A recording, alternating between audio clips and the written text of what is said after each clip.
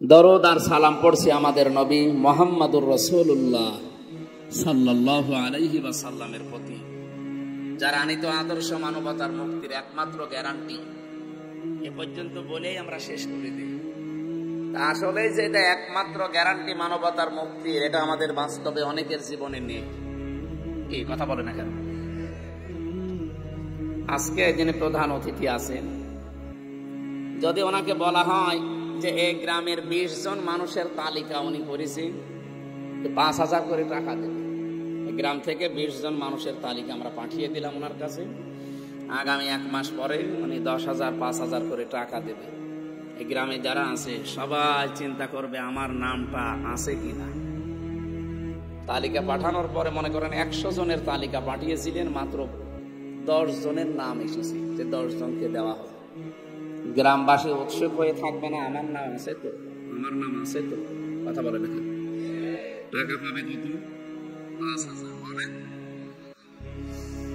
ওনার কাছে 5,000 টাকা পাওয়ার জন্য যদি আপনি উদ্গ্রীব হয়ে থাকেন, আকাঙ্ক্ষা নিয়ে থাকেন যে আমার নাম আছে তো, এত চিন্তা আপনার, যে মহাবিশ্ব যিনি বানিয়েছেন, সব সরকারের উপরে যিনি সরকার, উনি যে লিস্ট পাঠিয়েছেন, এই যে লিস্ট, এর ভেতরে আপনার নাম আছে কিনা কোনোদিন একবার একটু চিন্তা করে দেখেছেন যে আমার নামটা এর ভেতরে আবার আছে তো?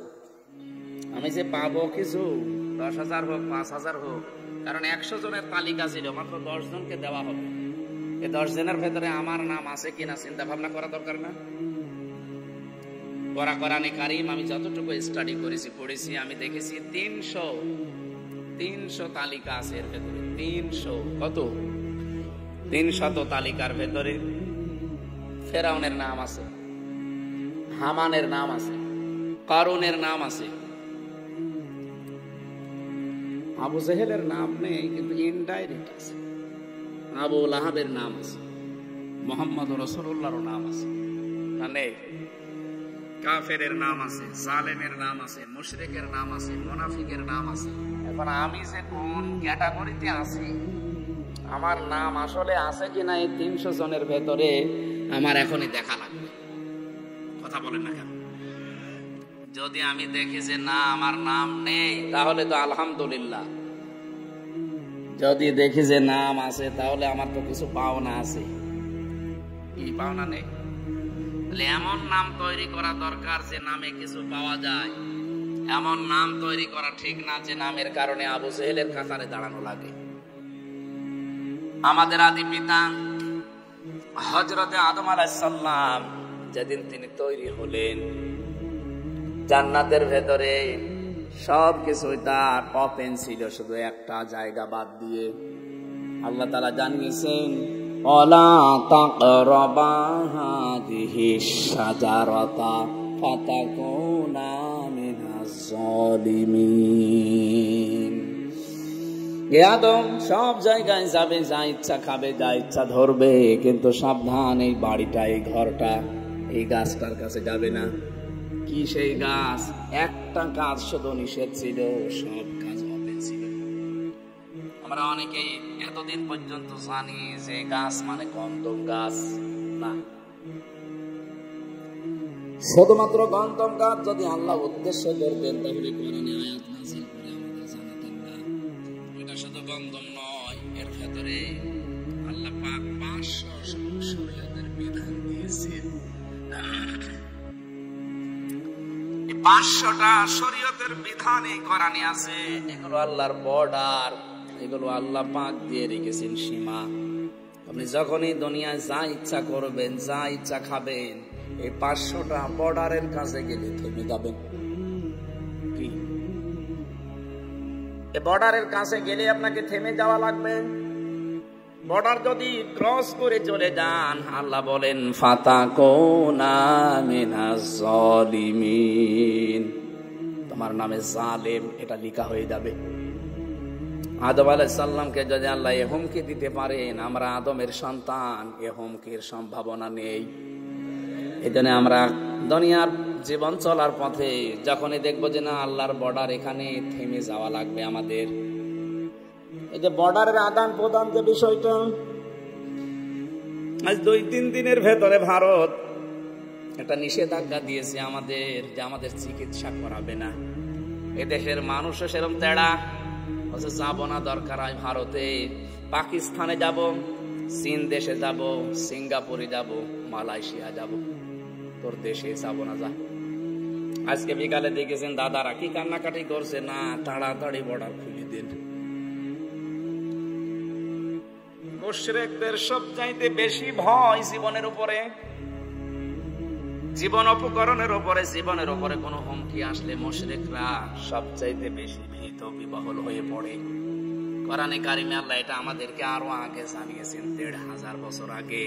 ওয়ালা তাজিদান্না আহরাসান নাসি আলা হায়াতি ওয়া মিনাল্লাযিনা আশরাকু ওয়ালা তাজিদান্নাহুম আহরাসান নাসি আলা হায়াতি ওয়া মিনাল্লাযিনা আশরাকু ইয়াওয়াদ্দু আহাদুহুম লাউ ইউআম্মারু আলফা সানা। ওয়ালা তাজিদান্না লামে তাকিদ, নুনে সাকিলা, গ্যারান্টি দিচ্ছেন আল্লাহ, কারণ বানিয়েছেন তিনি, ভালো করে জানেন দুর্বলতা কোথায়। আল্লাহ বলেন, হে নবী, অবশ্যই আপনি এই পৃথিবীতে যত মানুষ আমি বানিয়েছি, 4500 ধর্মের লোক আছে। এখন 4500 ধর্মের লোক আছে দুনিয়ায়, 810 কোটির উপরে মানুষ তামাম দুনিয়াতে এখন আছে। 257টা রাষ্ট্র আছে, তার ভেতরে বাংলাদেশ সব চাইতে বড়। এদেশের চাইতে কয়েকদিন আগে গেছিলাম মালয়েশিয়া, পুরাটা ঘুরলাম। এই দেশের চাইতে মালয়েশিয়া 8 ডবল বড়। এদেশের চাইতে সৌদি আরবে ছিলাম, 14 ডবল বড়। এদেশের চাইতে আমাদের দাদাদের দেশটা 29 ডবল বড়। এই দেশের চাইতে আমেরিকা প্রায় 59 ডবল বড়। 59টা বাংলাদেশ পাশাপাশি রাখলে যত বড় হবে, আমেরিকা একাই অত বড়। মাঝে মাঝে সৃষ্টিগুলো নিয়ে চিন্তা করি আর ভাবি, আল্লাহ অন্য সৃষ্টি বাদ দিলাম, শুধু এই পৃথিবীটা, শুধু এই পৃথিবীটা 257টা রাষ্ট্রের একটা রাষ্ট্র আমরা। এখানে 64টা জেলা আছে, 630টা থানা আছে। বাংলাদেশে কুষ্টিয়া একটা জেলা, সদর একটা থানা। এ থানায় কতগুলো গ্রাম আছে, এর ভেতরে আমার এই থানা পাড়াটা একটা পাড়া। পাড়ায় কত হাজার হাজার মানুষ আমরা আছি, তার ভেতরে আমি হামজা একজন। বাংলাদেশ বাদ দিলাম, পুরা পৃথিবী বাদ দিলাম, শুধুমাত্র থানা পাড়ায় একটা জায়গায় 3-4 কাঠা জায়গার উপরে আমি থাকি। এতটুকু মানুষ আমি, বিশাল সৃষ্টির তুলনায় আমি তোমার কাছে কি কিছুই। আমার নিজের শরীরের ভেতরে আল্লাহ যা দিয়েছে এগুলো আমার কন্ট্রোলের বাইরে না। আমার হাত আমার কথা শোনে, হ্যাঁ শোনে। এখন যদি আপনি টয়লেটে বসে বলেন, দেখো আমি কিন্তু আমির হামজা, আমি নাক ধরতে পারবো না, কিন্তু গন্ধ যেন না আসে, নাক শুনবে, বলে তুমি আমির হামজা না, আমির হামজার বাপ হলেও অসুবিধা নেই, আগে নাক ধরো গন্ধ থেকে বাঁচতে চাইলে। তাহলে আমার নাকও আমার কথা শোনে না। যেটা বলতে চাচ্ছিলাম, আল্লাহর এই বিশাল সৃষ্টির তুলনায় আমি কিন্তু একেবারেই নগণ্য, একেবারে কিছুই না, উল্লেখ করাও যায় না আমারে। আল্লাহ রাব্বুল আলামিন বিশাল পৃথিবীর ময়দানে আমাকে পাঠিয়েছেন একটা ছোট্ট জায়গায়। একা একা থাকলে আমার এই চিন্তাটা আসে, আল্লাহ পাক যদি বলে, হামজা 2024 সালের অক্টোবরের 31 তারিখ পর্যন্ত তোরে মাফ করে দিলাম, যা, হিসাব দেওয়া লাগবে না। শুধু নভেম্বরের 1 থেকে, নভেম্বর ডিসেম্বর চলছে, 1 থেকে 7 তারিখ, আজকে এই 7 দিনের হিসাব দিয়ে জান্নাতে চলে যা। আমার যা আমল আখলাক, আমার যা কাজ কারবার, আমার এই 7 দিনের হিসাবও এখন জোগাড় করা সম্ভব হয়নি। আপনারা পারবেন?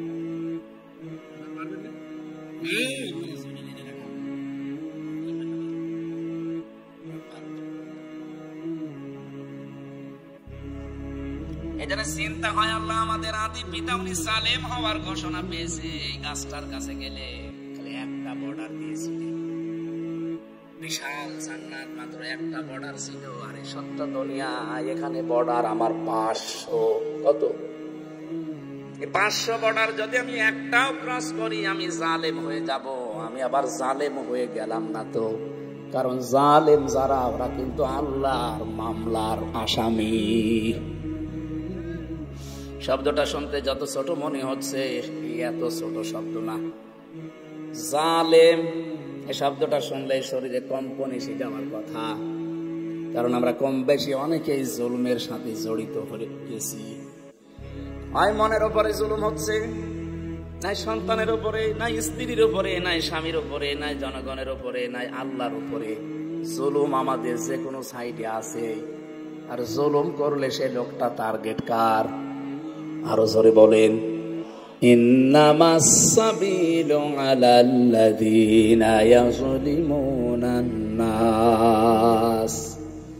সূরা শুরার 42 নম্বর আয়াতের প্রথম অংশে আছে, আল্লাহ বলেন আমি নিজে জালেমদের বিরুদ্ধে মামলা দেব।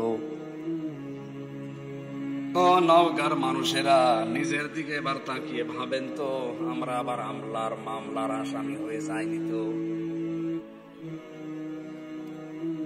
মামলার বাদী যত বড় হয় কেস তত কঠিন হয়। আপনারা শুনছিলেন আমি 3টা বছর জেলে ছিলাম। আমার মামলার বাদী যদি কোনো সলিমদ্দি হতো, 3 বছর না 3 দিনে আমি বের হয়ে চলে আসতাম। কারণ টাকা লাগতো, হয়তো তার কয় টাকা লাগতো। আমি যে আকিস গ্রুপে চাকরি করতাম, ওদের খতিব ছিলাম মেন মসজিদের, যত যা লাগে ওরা দিতে রাজি হয়েছিল। কিন্তু এমন জন মামলা দিয়েছে যে টাকা খাই না, একেবারে খোঁজ যে পালিয়েছে উনি। মাওলানা মামুনুল হক আর কয়েকজন মিলে যাদের টার্গেট ছিলাম, তার ভেতরে আমি একজন। মামলা যেহেতু বাদী বড়, এই জন্য মামলাও কঠিন হয়ে গেছে। এই মামলাটা সিএমএম কোর্ট, জজ কোর্ট, হাইকোর্ট মিলে প্রায় 30 বারের উপরে তুলেছিলাম 3 বছরে, জামিন হয়নি।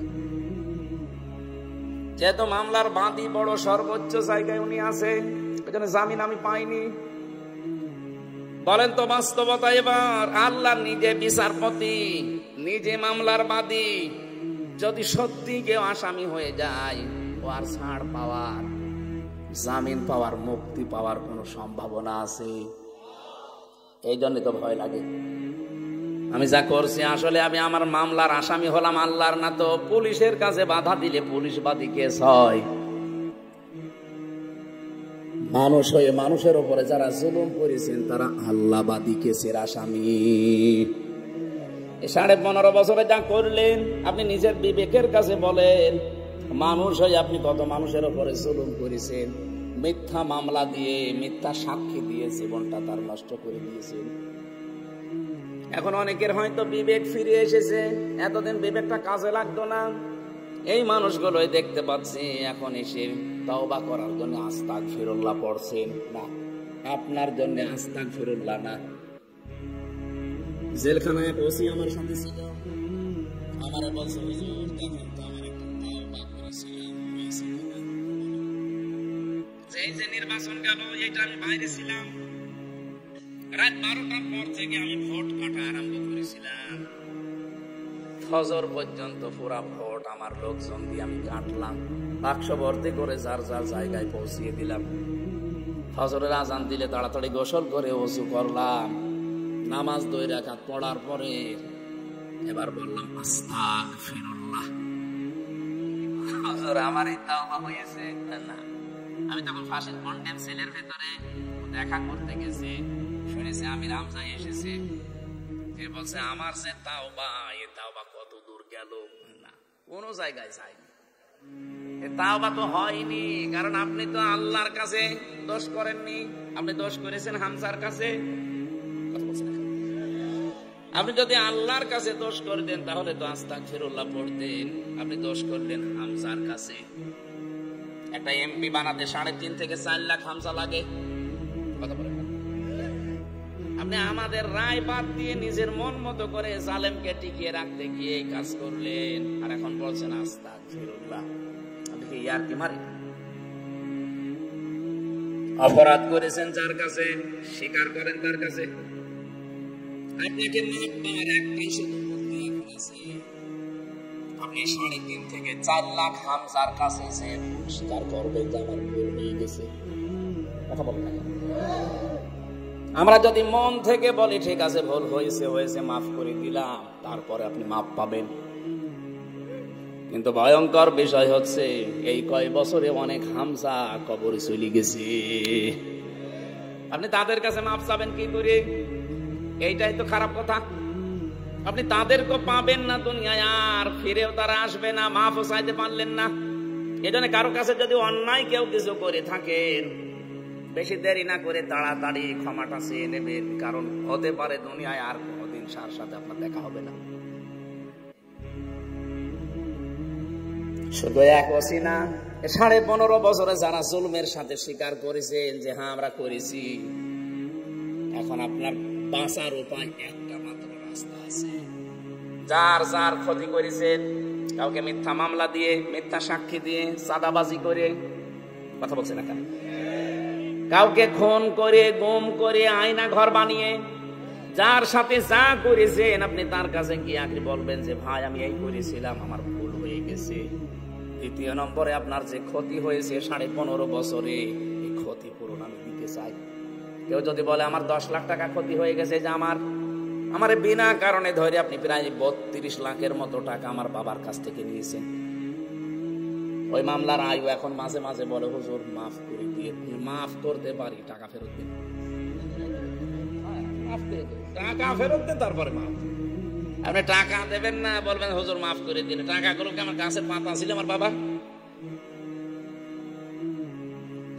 শুধু আমি একা নাই ভিকটিম, যত ভিকটিম এই বাংলাদেশে আছে তাদের কাছে গিয়ে বলবেন যে আমি এই ক্ষতি করেছিলাম, আপনাকে মিথ্যা একটা মামলা দিয়েছিলাম, মিথ্যা সাক্ষী দিয়ে আপনাকে আমি 2 বছর জেল খাটিয়েছি, 5 বছর জেলে রেখেছি, রাগ কন্ট্রোল করতে না পেরে কোনো স্বার্থের কারণে, এখন আপনি আমারে মাফ করে দেন।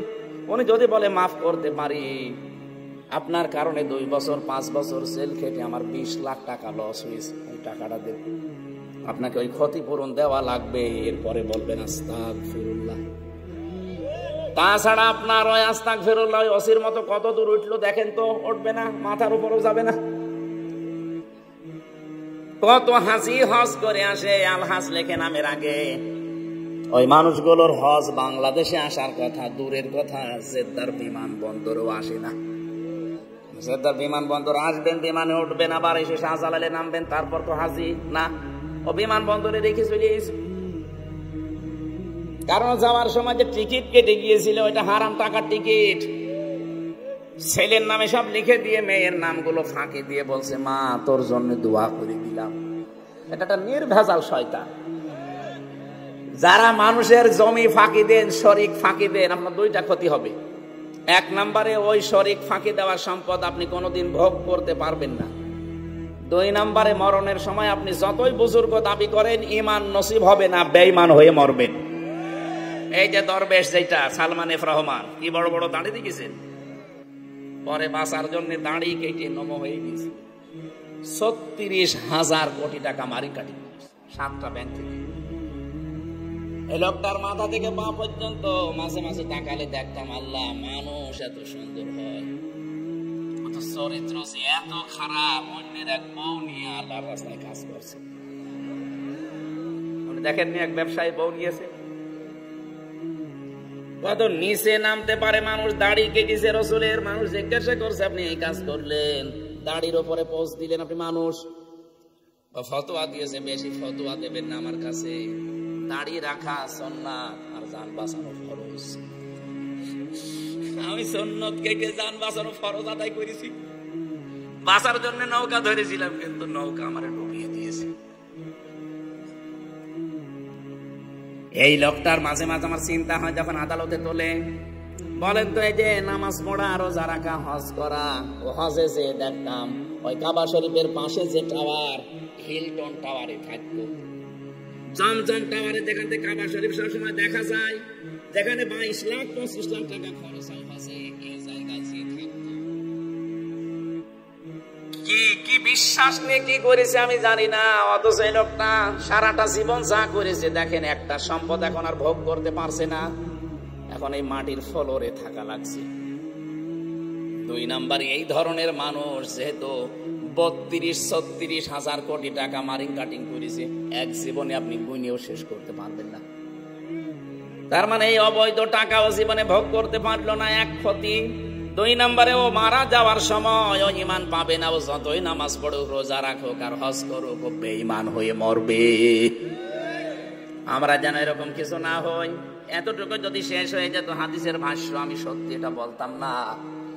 দুনিয়ার ময়দানে যারা অবৈধভাবে ইনকাম করবে, এরা মারা যাওয়ার পরে এদের এই অবৈধ সম্পদগুলো এদের ছেলে, এদের মেয়ে, এদের অধীনস্থ যারা আছে তারা খরচ করবে। ভালো রাস্তায় আল্লাহ খরচ করতে দেবে না, এগুলো আরো অবৈধ কাজে ব্যয় করাবে। তখন ফ্ল্যাক্সি লোড হয়ে বিকাশ হয়ে আপনার কবরে যাবে। এখন যদি বলেন আমার বিকাশও নেই, নগদও নেই, ফ্ল্যাক্সি আমি জানি না, এমনি খুলে যাবে নগদ। আপনি যান কবরে দেখবেন এমনি বিকাশ খুলে গেছে, শুধু যাবেন আর ফ্ল্যাক্সি হতেই থাকবে। জমি জায়গা যারা ফাঁকি দেওয়ার এই ধান্দায় আছেন, যারা করছেন, এক্ষুনি আপনি পাল্টান। কার জন্য কি করছেন আপনি বলেন তো?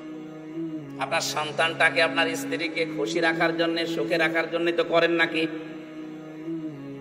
আমার আপনার মতো পাগল, আমার আপনার মতো বোকা এ পৃথিবীতে আর কেউ নেই যে বোকামি আমি করছি, পাগলামি আমি করছি। কোরআনে কারিমে এই কথাটা আমাদেরকে আল্লাহ বারবার শিক্ষা নেওয়ার জন্য জানিয়েছেন। আমাল হায়াতুদ দুনিয়া ইল্লা মাতাউল গুরুর। ও পৃথিবীর মানুষেরা, কি হয়েছে তোমাদের? দুনিয়ার জীবন কিন্তু ধোঁকা। দুনিয়ার জীবন কি? কথা বুঝতেছেন? আল্লাহ বলেন সন্তান আদি তোর জন্য ধোঁকা, তোর মা বাবাও ধোঁকা, তোর স্ত্রীও ধোঁকা। এই ধোঁকার পেছনে থেকে বিশাল আখিরাতটা নষ্ট করে ফেলিস না। ধোঁকার আমি একটা উদাহরণ দিচ্ছি, একটু মিলান, ভালো করে শুনবেন। এই ছেলে, আবার অটো দিবেন, একটু কাট সাট করে একটু বান ডালতে, আর বেদের মেয়ে এসে ভেঙে দেয়। এবারে ওঠেন, আপনি দেখেন একটা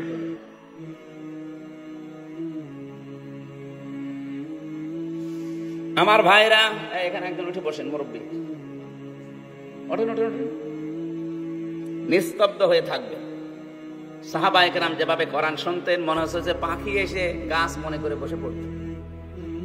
এরকম করে থাকবেন যেন মনে হয় যে হ্যাঁ, এখানে আর কেউ নেই, কবরস্থান হয়ে গেছে।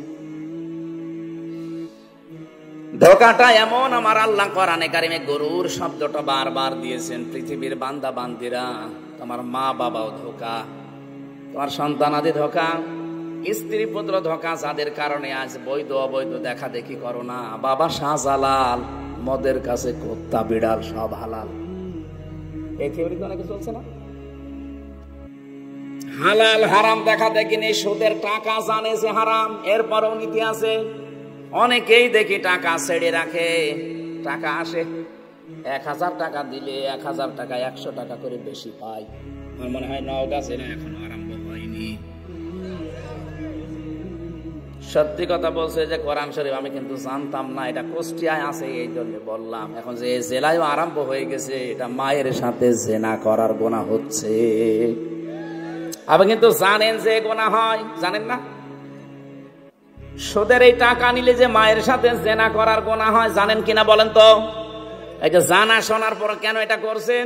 হয়তো স্ত্রী, সন্তান, মা বাবা, ভাই বোন, এদেরকে আরেকটু শান্তিতে, আরেকটু আনন্দে, আরেকটু ভালো রাখার জন্য। এরা ভালো থাকতে গিয়ে আপনি কি খাচ্ছেন? নিচে মায়ের সাথে জেনা করে আসলেন। সুদের টাকা খাওয়া মানে আল্লাহ এবং রসুলের সাথে ডাইরেক্ট যুদ্ধে লিপ্ত হওয়া। এত বড় কঠিন সিদ্ধান্ত নিয়ে তারপরও আপনি খেয়ে যাচ্ছেন। এই ধোঁকা ধোঁকা ধোঁকা কি হবে বোঝেন? যদি মারা যান 200 বছর পরে আপনি নওগাঁয় ফিরে আসবেন, মাত্র 200 বছর। 200 বছর পরে যে 2 তালা বানিয়েছিলেন আপনি দুনিয়ায়, এই বাড়িতে সামনে এসে বলবেন যে এই বাড়ি আমার, আমি বানিয়েছিলাম। বাড়িতে ওই সময় যারা বসবাস করবে তারা আপনাকে বাড়িতে তো ঢুকতেই দেবে না, বলবে বেশি ঝামেলা করলে কিন্তু পিটাবো। আপনার যদি থাকার জায়গা না থাকে, যান আপনি ওই মসজিদের বারান্দায় রাতটা থেকে, ওখান থেকে ফুটে পড়েন। কথা বলছেন না? এটা যে বাস্তব হবে, আমি কি বানালাম? এটা বাস্তব, আপনি এটা করে দেখেন। মাত্র 3 পুরুষ পরে আপনাকে আর কেউ চিনবে না। আমি যেমন আমার বাবার নাম রিয়াজউদ্দিন, দাদার নাম জাহান আলী, এর বাবার নাম নমাজ আলী, এরপরে আর চিনি না, আমার মনেও নেই। এখন নমাজের বাবা যেটা ছিল কি আমি জানি না, সত্যি জানি না। এই 3 পুরুষের পরে উনি যদি এখন এসে বলে কুষ্টিয়ায় এই 5 তলা বাড়ি আমার, দাঁত খুলে ফেলবো না, আমি করার জায়গা পান না। যদি বলে না আমার ছেলের নাম নমাজ আলী, তার ছেলের নাম জাহান আলী, তার ছেলের নাম রিয়াজ আলী, তার ছেলের নাম হামজা, কিসের কি বলেন আপনি? থাকার জায়গা নেই, আপনার রেল স্টেশনে যান। এইটাই দুনিয়া। অথচ এই পাগলামিতে আমি সহ প্রত্যেকেই লেগে আছি। এই ঘর এখন কাটছে না, ঘর কাটবে একদিন, কিন্তু কাটার পরে তখন আর লাভ হবে না। আল্লাহ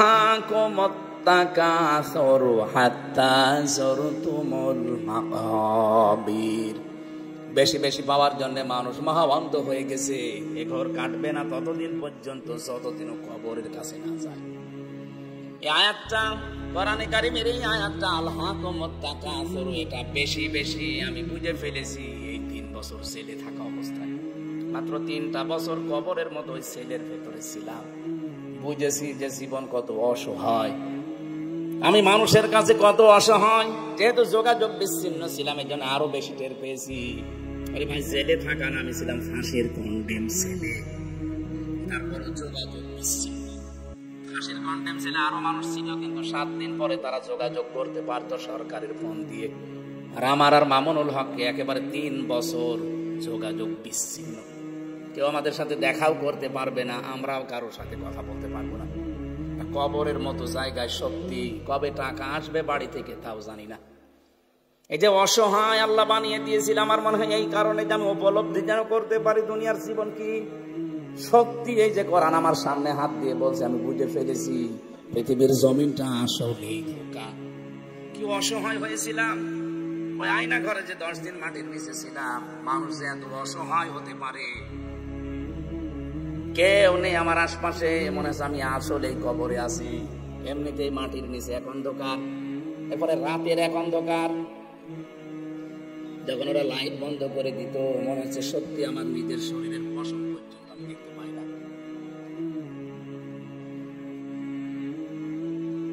মাথায় দড়ি দিয়ে 11 ঘন্টা আমার টাঙিয়ে রেখেছিল।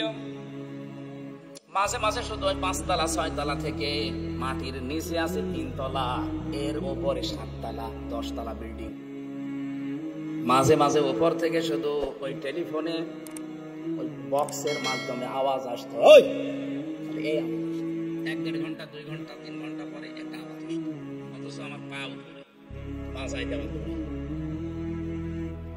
আমার নিজেকে এত অসহায় মনে হতো, আল্লাহ দুনিয়ায় কবরে নেই, তারপর মাটিতে আছি আমি, অন্তত এখন আমি কথা বলতে পারছি।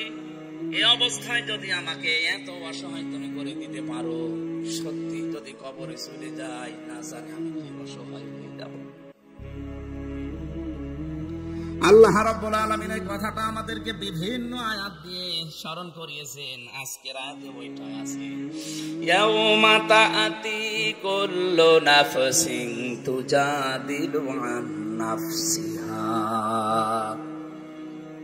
সেই দিন প্রতিটি মানুষ আমার আল্লাহর সামনে যখন দাঁড়াবে, প্রত্যেকেই তার আত্মপক্ষ সমর্থনের জন্য যুক্তি তর্ক পেশ করবে। আল্লাহ আমি এই কারণে এই করেছিলাম। কিছু মানুষ বলবে, আল্লাহ তোমার বিধান আমি মানি নাই। হ্যাঁ, আমার শক্তি আছে কি? এত সন্তানাদি দিয়েছো, তাদের কারণে তোমার হুকুম আমি মানতে পারিনি, তোমার যে সেজদা দেব সময় পাইনি। আল্লাহ পাক বলেন, সঙ্গে সঙ্গে আমি ডাক দেব হযরত ইয়াকুবকে। তার 12টা সন্তান ছিল। কয়টা বলেন? ডাক দিয়ে বলবে, ওই বেটা, তোর চাইতে আমার এই বান্দার সন্তান অনেক বেশি ছিল। তোর তো 2টা 4টা 6টা, এর তো 12টা ছেলে ছিল, 12টা আরো মেয়ে ছিল। বলতো আমার বিধান কোনদিন সন্তানের ওসিলা দিয়ে অবজ্ঞা করেছে, মেয়ে মানে নাই, এমন কোন রেকর্ডের জীবনে আছে? এ যদি চলতে পারে আমার বিধান মতো, সন্তান থাকার পরও তুই কেন পারলি না? বলেন তো আপনি নিজে কি জবাব দেবেন? কিছু মানুষ বলবে, আল্লাহ আমার সম্পদের কারণে রাষ্ট্রের দায়িত্ব ছিল, এই জন্য আমি পারি নাই। আল্লাহ সুলাইমান নবীকে ডাক দেবে, যে এর চাইতে তোর সম্পদ বেশি ছিল। তামাম দুনিয়া তাকে চালাতে দিয়েছিলাম আমি, বাংলাদেশ না শুধু, তামাম দুনিয়া। প্রত্যেকটি পশু পাখির ভাষা, জিনদের ভাষা পর্যন্ত নবী বুঝতো। কত দায়িত্ব ছিল তার, এরপরেও কোনদিন আমি আল্লাহর বিধান সে লঙ্ঘন করে নাই। আপনি আত্মপক্ষ সমর্থনের জন্য কোন দলিল, কোন যুক্তি তর্ক নিয়ে যাবেন? যা নেবেন আল্লাহ সব খণ্ডন করবে, আপনার চাইতে ওইরকম মানুষ দিয়ে। বলবে আল্লাহ আমি অসুস্থ ছিলাম, শারীরিক ভাবে পারি নাই। আইয়ুব নবীকে নিয়ে এসে বলবে এর চাইতেও বেশি, আমার এই বান্দাটাকে আমি 18 বছর পর্যন্ত অসুস্থ করে রেখেছিলাম, তোরে কয় বছর দিয়েছি? হযরত আইয়ুব নবীকে আল্লাহ 18 বছর পর্যন্ত একাধারে অসুস্থ করে রেখেছিলেন। ওয়া আইয়ুবা ইয নাদা রাব্বাহু আন্নী মাসানিয়া কুররু ওয়া আনতা আরহামুর রাহিমিন। স্মরণ করো আইয়ুব আলাইহিস সালামের কথা। সে যখন তার রবকে ডেকে বলেছিল, মাবুদ আমি তো অসুস্থ, তুমি তো রহমানুর রহিম, 18টা বছর আজ আমাকে পোকা খাচ্ছে, আমার স্ত্রী যতগুলো ছিল শুধু একজন বাদ দিয়ে সব চলে গেছে, আমার সন্তানাদি আমাকে ঘৃণা করে সব আমার কাছ থেকে চলে গেছে, কেউ আমার কাছে নেই। আল্লাহ আমাকে এতদিন পোকা খেয়েছে, কোনোদিন কিছু বলি নাই, কিন্তু আজকে দেখতে পেলাম সকালে আমার জহব্বায় পোকা লাগা আরম্ভ হয়ে গেছে। আমার এই জহব্বা যদি নষ্ট হয়ে যায়, পোকা খেয়ে ফেলে, তোমার মতো দয়ার নাম আমি কি দিয়ে ডাকবো? তুমি দয়া করে আমার পোকা জহব্বায় দিও না। আমাদের অনেক অভিযোগ আছে আল্লাহর প্রতি। এই সমস্ত মনীষীদের, এই সমস্ত নবীদের, রাসূলদের জীবনের দিকে তাকালে কিছুই না আমাদের। ওনাদের যা আল্লাহ পরীক্ষা দিয়েছিলেন 100 ভাগের 1 ভাগও আপনি পাননি। জেলখানার ভেতরে কাউকে আমি 22 বছর বিনা কারণে পড়ে থাকতে দেখেছি, তার তুলনায় তো আপনি কিছুই করেননি। বলতে পারেন না তার দোষ, না কোনো দোষ নেই, খালি ইসলাম মানা এটাই দোষ। মাওলানা জুয়েল সাহেব পড়ে আছে, এনায়েতুল্লাহ জুয়েল, আজ 22-23 বছর চলছে বিনা কারণে। এই মুশরিকদের কথা মতো তাকে আটক করে রেখেছে। মাওলানা সাইদি সাহেব জীবনে 13টা বছর কাটিয়ে গেল এক ঘরের ভেতরে। তার যে স্যাক্রিফাইস, ওনার যে স্যাক্রিফাইস, মাওলানা জসিমউদ্দিন ভাই 12 বছর কাটিয়ে আসে, ওনার যে অবস্থায় রেখেছিল আপনি কাঁদবেন। আমার রেখেছিল, কষ্ট দিয়েছে, কিন্তু আমার চাইতে 100 গুণ কষ্ট তার বেশি। একটা প্রবলেমকে 5 বছর একাধারে কারো সাথে কথা বলতে দেয়, টের পাচ্ছে কত কঠিন বাস্তবতা। চিন্তা করেন তো, 5 বছর এক ঘরের ভেতরে কেউ কারো সাথে কথাও বলবে না, ওর সাথে দেখাও করবে না, ওই দূর থেকে খাবার শুধু ঠেলে দিয়ে আসতো, কিন্তু চোখে চোখে চোখ পড়লো না, কথা বলা যাবে, সিসি ক্যামেরা দিচ্ছে। এই মানুষগুলোর তুলনায় আমার জীবনে আমি মাঝে মাঝে মনে করি কিছুই হয়নি, এরপরও আল্লাহ আমাকে আবার সব কিছু ফিরিয়ে দিচ্ছে। আমার মা বাবা এখনো ঠিক আছে, আমার স্ত্রী এখনো ঠিক আছে, সন্তান 2টা ছিল, বের হওয়ার পরে আর একটা সন্তান আল্লাহ দিয়েছে। জমি জায়গা বাবার যা ছিল হয়তো কিছু তছনছ হয়েছে, কিন্তু এখনো ঠিক আছে। এখনো মানুষের ভালোবাসা, মহব্বত, অর্থ সম্পদ যা আল্লাহ দিচ্ছে, আমার ভয় হয় এখন, আল্লাহ দুনিয়ায় কি সব আমাকে দিয়ে দিচ্ছ, আখেরাতে আমারে আবার জাহান্নামের আসামি করে দিবা না। ইবাদত বন্দেগী হয়তো কম বেশি ওখানে আমি করেছিলাম যতটুকু, আটক জীবনে কি করব, বাইরে এসে কেন আর পারছি না, সারা দেশে দৌড়ানো লাগছে, ওই সময়টা আর বের করা যাচ্ছে না। নওগাঁবাসী, আমি আমার জীবন নিয়ে চিন্তায় আছি। প্রত্যেকে যদি আমরা নিজে যুক্তি তর্ক পেশ করবো, কিয়ামতে আল্লাহ সব খণ্ডন করে দেবেন। বলেন তো, এবার আমি অসহায় হয়ে দাঁড়িয়ে আছি আল্লাহর কাছে। পরের শব্দে আল্লাহ এমন শব্দ সেট করেছেন, অতওয়াফা কুল্লু নাফসিম মা আমিলাত, সে যা করেছে আমি আল্লাহ তাকে পরিপূর্ণ করে দিয়ে দেব, তার আমলের কাজ, তার যে কাজ কারবার ছিল, ওর যে পরিণতি, ওর যে পুরস্কার আমি আল্লাহ পরিপূর্ণ করে দেব। আজ আমরা অনেকেই অধিকার সচেতন, কিন্তু নিজের যে হক, আমার প্রতি যে হকগুলো আছে, এই হকগুলোর প্রতি আমি সচেতন না। এক মা কাঁদছিল, কে কাঁদেন কেন জিজ্ঞাসা করছে মাওলানা, কাঁদেন কেন? আমার সন্তান আমাকে মেরেছে, এই জন্য কাঁদছি। ছেলে আপনাকে মেরেছে এই জন্যে? বলে হ্যাঁ এই জন্যে, কিন্তু আমি আমার নিজে এই শরীরে আঘাত লেগেছে, এই কারণে কাঁদি না, আমি কাঁদি আমার ওই সন্তানটার কারণে। কারণ আমি হাদিস কোরআন পড়ে দেখেছি, মা বাবাকে কষ্ট দিলে নাকি আল্লাহর আরশ কেঁপে যায়। আমি যাই পেলাম কষ্ট, কিন্তু আমার সন্তানের কি হবে? ওর তো সব বরবাদ হয়ে গেল, নষ্ট হয়ে গেল। একটা মা হয়ে যদি এতটুকু চিন্তা করতে পারে আপনাকে নিয়ে, আপনার সন্তান হিসাবে মা বাবা নিয়ে কত টেনশনে থাকা দরকার। প্রত্যেকের কাজ কারবারের যে মূল্য আছে, পারিশ্রমিক আছে, প্রতিদান আছে, এনাম আছে। আল্লাহ যদি সত্যি ওই পরিমাণে আমাকে আপনাকে দেয়, কিয়ামতে একা একা যখন দাঁড়াবেন আল্লাহর সামনে, কেউ থাকবে না, কেউ থাকবে না। আজ মানুষকে অনেকে ধোঁকা দেয়, এত চিন্তা নেই, তোর বাবার কাছে মরে ধরবি, বাবা কিয়ামতে ধরে দেখবে, এটা মিথ্যা কথা। অকুল্লুহুম আতিহি ইয়াউমাল কিয়ামাতি ফারদা। আল্লাহ বলেন কিয়ামতে প্রতিটি মানুষকে আমার সামনে দাঁড় করাবো বিচারের জন্য, একজন করে। কয়জন করে? নওগাঁবাসী যে যেখানে দাঁড়িয়ে আছেন, বসে আছেন, মহিলা প্যান্ডেলে যারা আছেন, নিজের দিকে তাকিয়ে ভাবেন তো, সত্যি আপনি একা দাঁড়াবেন আল্লাহর কাছে? যাই করছেন করেন, একা দাঁড়ানোর পরে আল্লাহ আপনার এই কাজ কারবারের যা কিছু হয় ওটা পরিপূর্ণ করে দেবে। কুল্লু নাফসিন যায়িকাতুল মাউত ওয়া ইন্নামা তুওয়াফাউনা উজুরাকুম ইয়াওমাল কিয়ামাহ ফামান যুহজিহা আনিন নার ওয়া উদখিলাল জান্নাতা ফাকাদ ফাজ। প্রত্যেকেই মারা যাবেন, যাওয়াই লাগবে, এইটাই ফাইনাল। আল্লাহ বলেন কিয়ামতে প্রতিটি মানুষের ওজরত পরিষ্কার, পুরস্কার আমি পরিপূর্ণ করে তার হাতে তুলে দেব। দুনিয়ার জীবনে সফল তো ওই লোকটা, মরণের পরে আমি আল্লাহ যাকে মাফ করে দিয়ে বলবো যা জান্নাতে চলে যা। আমি আমার সত্যি বলছি, আমার নিজের চিন্তায় আছি। জেলখানায় যে জীবন সম্পর্কে আরো বেশি আমি বুঝে ফেলেছি, এটা পুরা ধোঁকা। এখনই মারা গেলে যেই সন্তান, যেই স্ত্রী, যেই মা বাবার জন্য আমি বৈধ অবৈধ দেখি না, আল্লাহর কসম করে বলছি, আজকে রাতে স্ত্রীকে যদি বলেন যে আমি মারা গেছে তোমার স্বামী, তুমি যে খাটের উপরে আসো শুধু রাত, খাটের নিচে তারে রেখে দেব। স্ত্রী বলবে না, এ ঘরে আমি একা থাকতে পারবো না, জিন আসবে। কথা বলে দেখেন, আপনার মা বাবা আপনাকে ভালোবাসে, আমিও জানি। ওকে যদি বলেন যে সন্তান আপনি পেটে নিয়েছিলেন, জন্ম দিয়েছেন, এ মারা গেছে, এখন আপনারা যে খাটে থাকেন এই খাটের নিচে আপনার সন্তানটাকে মাটি দেওয়া হবে, সারা জীবন এখানে থাকবে।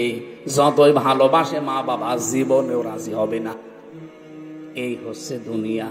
এটা কি? আল্লাহ আমাদের প্রত্যেককে সত্যি দুনিয়ার ধোঁকা সম্পর্কে তুমি সচেতন হওয়ার তৌফিক দান করো, বলেন আমিন। মাঝে মাঝে ভাবি, আল্লাহ তুমি সত্যি যদি আমাকে যা করছে এগুলো দিয়ে দাও না, আমার ভার বোঝা বহন করা সম্ভব না। কারণ আমার 33 বছর জীবনে আমি যা করেছি আমি তো জানি। আমার জীবনটা যদি এখনই তোমার সামনে দেওয়া হয়, আমি আয়াতের তাফসীর পড়তে গিয়ে এক লোকটা বাজারে গেছে, সদাই করার পর বাজার কমপ্লিট করার পরে বাজার দোকানদারকে একটা টাকা দিয়েছে, 100 টাকার নোট। উনি ওলট পালট করে দেখে বলছে যে নেন, এটা চলে না, অচল। কি বলেন আপনি? এর ভেতরে যে দাগ থাকার কথা ওইটা নেই, আপনি নিয়ে যান, আপনাকে আমি চিনি, অন্য সময় এসে দিয়ে যাবেন। যেই বলেছে অচল, চলে না, ও সেন্সলেস হয়ে গেছে। লোকজন এসে বলছে এই দোকানদারকে মেরেছেন, বলছে না, আগে হুঁশ ফেরান। বাতাস দিয়ে পানি দিয়ে যখন হুঁশ ফিরেছে, বলছে কি এ দোকানদার আপনাকে কি মারধর করেছে, অপমান করেছে? বলছে কিচ্ছু বলে নাই। আপনি এরকম অজ্ঞান হয়ে গেলেন কেন? লোকটা বলছে দেখেন, আমি বাজার করেছিলাম, এ টাকার নোটটা দিয়েছিলাম, এটা দেওয়ার পরে ওলট পালট করে দেখে বলছে এটা অচল, চলে না, এর ভেতরে যে দাগ থাকার কথা ওই দাগটা নাকি নেই। আমি সঙ্গে সঙ্গে চিন্তা করলাম, আমারও তো 100 টাকার একটা নোট আছে, তার নাম হায়াত। তার নাম কি? আমার 50, 60, 70, 80, 90 বছরের একটা হায়াত আল্লাহ আমাকে দিয়েছিল। আমি যদি সত্যি এখন মারা যাই, আল্লাহ যদি আমার হায়াতটা নিয়ে বলে বান্দা এটা অচল, কারণ এর ভেতরে শিরিক পাওয়া যাচ্ছে, এর ভেতরে মানুষকে ঠকানোর গোনা পাওয়া যাচ্ছে, এর ভেতরে মানুষের উপরে জুলুম করার গোনা পাওয়া যাচ্ছে।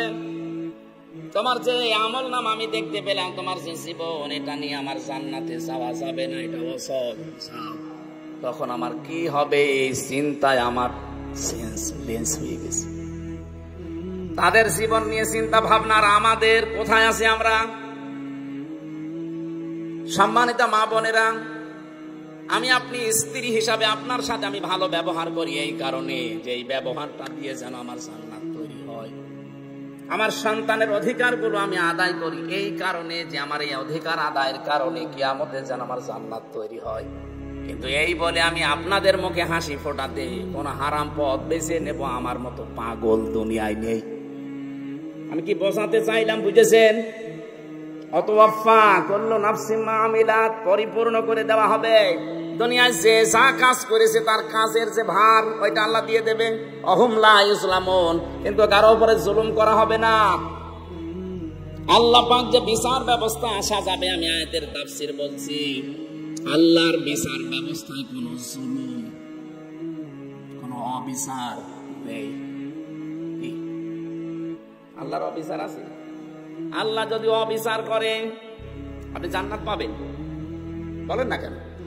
আল্লাহ যদি ন্যায় বিচার করে না, তাও পাওয়া যাবে না। আল্লাহর বিচারে তো অবিচার নেই। ন্যায় বিচার করলো আপনি ধরা খাবেন, ন্যায় বিচারও বাঁচতে পারবেন না। আলেক বান্দা বলেছিল, হ্যাঁ আমি বাঁচবো, আমি 1000 বছর ইবাদত করেছি, রোজা রাখা অবস্থায়, তাও দিনের বেলা রোজা রেখে জিহাদ করলাম আর রাতের বেলা তাহাজ্জুদ পড়লাম, আমার 1000 বছর আমি পেয়ে যাব জান্নাত। আল্লাহ তাকে ঘুমের ভেতরে স্বপ্নে তালিকা দেখিয়েছে, কিয়ামত কায়েম হয়ে গেছে। ফেরেশতাকে বলছে, ওকে শুধু একটু জাহান্নামের যে জায়গা দিয়ে গরম ওঠে ওখান থেকে ঘুরিয়ে নিয়ে আয়। ওখানে এক ধরন দিয়েই ওর পানির পিপাসায় কলিজা ফেটে যাচ্ছে। ডাক দিয়ে বলে, ভাইরা আমি খুব অবস্থা খারাপে আছি, একটু পানি দেন। পানি দিতে পারি, 1000 বছর যা করেছে অর্ধেক দিয়ে দেওয়া লাগবে। দিয়ে দিলাম। যা পানি পান করার পরে প্রসাবের চাপ দিয়েছে। ফেরেশতারা, আমার তো প্রসাব করার জায়গা লাগবে। বলে, না এখানে সে ব্যবস্থা নেই, করে দিতে পারি, বাকি যে ইবাদত আছে 500 বছরের ওইটাও দেওয়া লাগবে। আমার জীবন বাঁচে না, আমার শরীর অসুস্থ হয়ে পড়েছি, জান দিয়ে দিলাম। প্রসাব করার পরে আল্লাহ যেন ডাক দিয়ে বলে, বান্দা 1 গ্লাস পানি ভেতরে ঢোকালে আর 1 গ্লাস পানি বের করলে, এর বিনিময়ে 1000 বছরে যা করেছিলি সবই তো দিয়ে দিলে। আমি তোমাকে কিছুই দেইনি, কিন্তু 1000 বছর প্রতিদিন 1 গ্লাস করে পানি তো খেয়েছো। প্রতিদিন 1 গ্লাস পানির জন্য 1000 বছরের ইবাদত দেওয়া লাগবে, এরপরে জান্নাতে যাবে। এজন্য আল্লাহ যদি সত্যি কারো কাছে ন্যায় বিচারও করে, কেউ বাঁচতে পারবে না, সব ধরা খাবো আমরা। একটা বুদ্ধি আছে, আল্লাহ পাক যদি মাফ করে দেয়।